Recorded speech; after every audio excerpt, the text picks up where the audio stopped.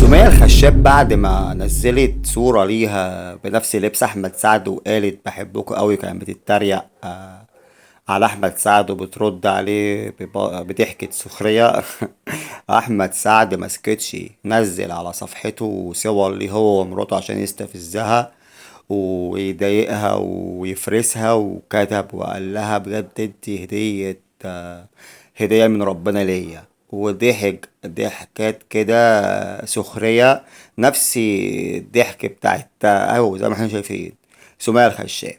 وطبعا الدنيا ما سكتتش ولا هديت ولا همدت ولا حد سكت، كل الناس قالت احمد سعد طالع يغيظ من الاخر سمية الخشاب.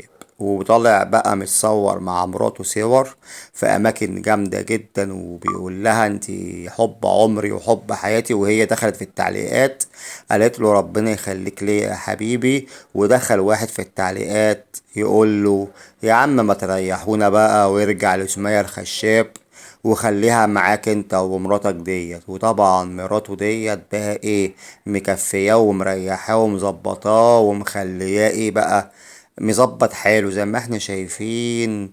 بعد لبسه لللبس اللي استفز كل جمهوره، ولبس جاكيت وطلع بالجاكيت وقال انا محترم وبيعتذر لكل الناس. بس بعد ايه يعني فنان بقى، ما انت نزلت من نظر ناس كتيرة وناس كتيرة زعلت منك.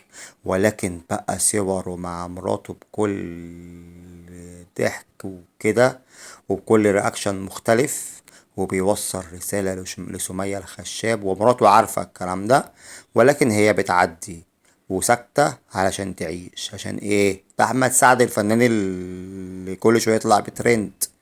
يلا يا جدعان اشتركوا في القناة واعملوا متابعة على التيك توك، المخرج أحمد الباجوري، والفيسبوك. سلام عليكم.